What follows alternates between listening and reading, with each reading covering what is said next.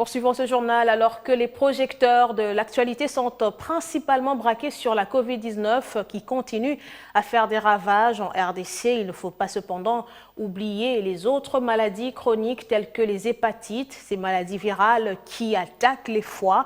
Leurs symptômes s'apparentent à la grippe et passent souvent inaperçus. Cette année, le thème retenu est un avenir sans hépatite, occasion pour la campagne RDC Tokolonga Hépatite de solliciter l'adhésion de tous pour éliminer la menace des hépatites en RDC d'ici 2030.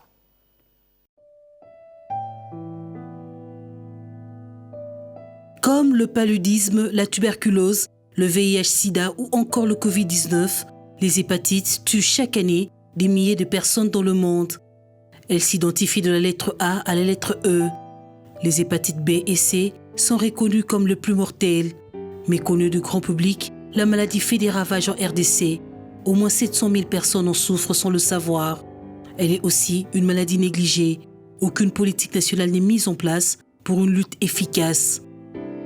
Ça varie entre 3 et 7%. Ça voudrait dire qu'à Kinshasa, aujourd'hui, 700 000 personnes se promènent avec l'hépatite sans savoir qu'ils l'ont, d'une part, et donc ce sont comme des kamikazes. Ils vont se promener avec ça et ils vont contaminer 700 000 autres et ainsi de suite. Et donc, il faut absolument pouvoir avoir des données dans notre base de données et ça va nous permettre de mettre en place une politique sanitaire ou une politique thérapeutique. Et nous avons mis en place ce programme qui dit jusqu'au bout, c'est-à-dire jusqu'en 2030, jusqu'au fond, c'est-à-dire jusque dans 516 zones de santé, RDC, Solo, Tokolonga Hépatite. Tueuse silencieuse et très insidieuse, ces symptômes s'apparentent à une grippe jusqu'à détruire le foie. Un réel problème de santé publique qui ne focalise pas assez d'attention, sinon aucune de la part des décideurs. Vous allez être contaminé par le contact intime que vous pouvez avoir avec le sang d'une personne contaminée.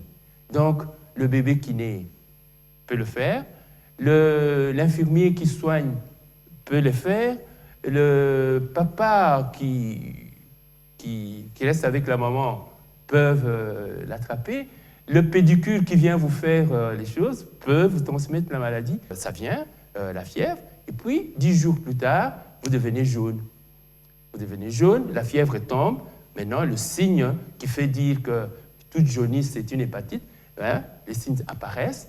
Mais ça peut passer, dans 20% de cas, le virus est éliminé par votre corps. Mais dans 80% des cas, le virus entre dans la chronicité. Et là, c'est une phase silencieuse. Les hépatites sont des tueuses silencieuses. Vous ne sentez rien, vous ne voyez rien, etc., etc. Après plusieurs années, vous êtes surpris par un ventre dur, gonflé, les jambes qui gonflent. Vous avez une cirrhose. Quelque temps après, vous avez un cancer et vous mourrez.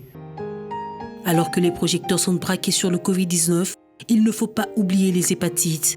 L'Organisation mondiale de la santé a tiré la sonnette d'alarme en appelant les pays à se mobiliser pour éliminer l'hépatite virale en tant que problème de santé publique d'ici à 2030. Un défi qui ne pourrait être relevé que si les pays renforcent le dépistage et rendent le traitement disponible. Car dépister à temps, on peut en guérir.